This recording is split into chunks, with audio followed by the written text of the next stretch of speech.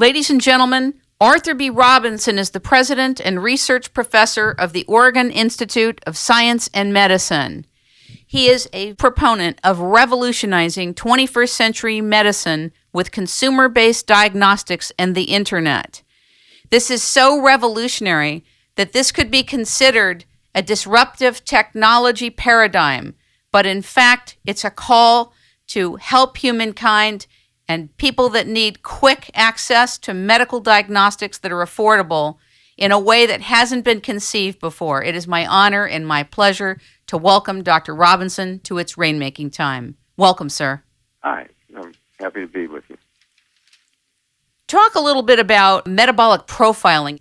The scientists call it metabolomics now. We started it my colleagues and I founded the field in the 1970s. Then we called it metabolic profiling. In any case, it involves great technological advance over the things people are familiar with. You give a urine sample or a blood sample to a doctor, and he sends it out, and about 20 things are measured. About the same things have been measured for 50 years. But in fact, technology today makes it possible to measure thousands of substances in your blood and urine and to give you an enormous amount of information back about your health, current, future health. So metabolomics is that. It's the study of the metabolism of human beings based on the measurement of thousands of compounds that keep them alive, that are the mechanism of life. The technological advances in measurement of substances in human urine and blood has paralleled a tremendous advance in computer technology and in human communications. And it's now possible to put the two together, and not only metabolomics, but all kinds of other technologies for measuring human health, put the two together and to make a seminal advance in human well-being. I might illustrate it in this way. Long ago, people made investments by looking at a ticker tape. Remember, they may have seen pictures of these little glass globes and this little ticker tape, this paper thing shot out, and financiers sat there looking at the ticker tape and trying to figure out how they could optimize their investments. Today, there is, of course, a vast computer network, worldwide communications network, in which thousands and thousands of sources of economic information are available, funneling huge amounts of information to people so that they can optimize their economic well-being. It's made possible by the computers, the internet, and technological advances which enable them to get lots of information about markets. And it is good for people to have the knowledge that will improve their financial well-being.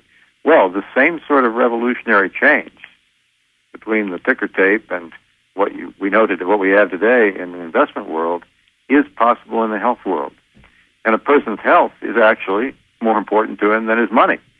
It is possible now today to get huge amounts of information about your health and to have the advantages of analysis of this information by people all over the world and communicate with smart people all over the earth that can help you to interpret your information and guide you. All we need to do is to couple the technology to the internet and make the changes in our medical system that will permit this. This has, in effect, been around since the 1970s, I read in your PDF introduction. What you're talking about, if I understand it correctly, is the miniaturization of analytical devices, advancing and utilizing computers, where it puts the ability to analyze and diagnose in the, quote, patient's domain. Is that correct or incorrect? Yes, part of the technology is miniaturization. Miniaturization makes it possible to collect data in real time on the people without going elsewhere. And it also, so technological advance is making possible computer peripherals in which you would monitor your own health. But it also, the whole thing even involves things which are so big that you still have to go somewhere else, like the MRI and CAT scans. So suppose you had a device on your table that looked like a laser printer, but it measured 1,000 things in your breath as you sat at the computer and gave you information about your health. That would be useful. Now, most people using this wouldn't be skilled enough to interpret that information, but businesses would spring up all over the world competing to give you the best information about the breath analysis that is being done by your computer as you sit there. Similarly, you might be walking through a shopping center and see a business which had CAT scanners or MRI or an MRI machine. These wonderful machines that can do three-dimensional scanning of human beings.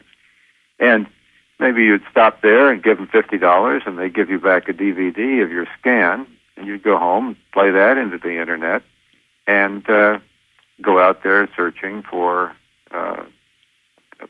companies that would interpret it for you and tell you about anything that you needed to know.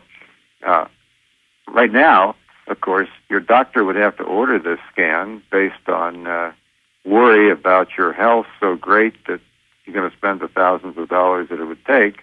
And then the interpretation is just by whatever man in a white coat happens to be standing there.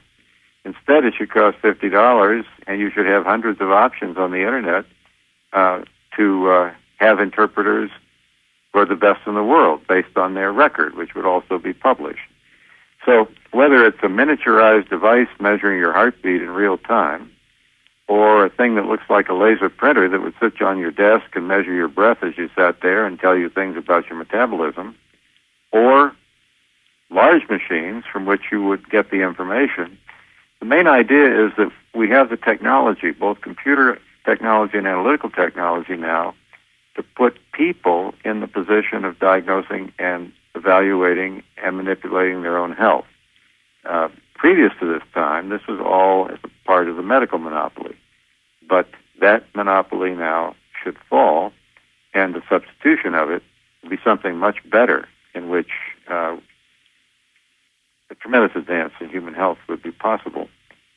It's very much reminds me of all the infrastructure in many industries, aside from the medical industry, reflects the paradigm operating inside it and reflects the investment in the paradigm, which manifests as the structure.